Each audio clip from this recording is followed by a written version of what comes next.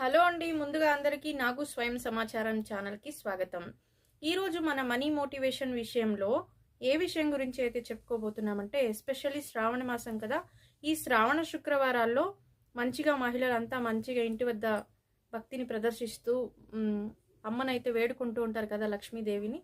అదేవిధంగా ఈ ఒక్కదాన్నైతే మీరు ఒక శుక్రవారం రోజు ప్రత్యేకంగా మొదటి శుక్రవారం అయితే నిన్న అయిపోయింది.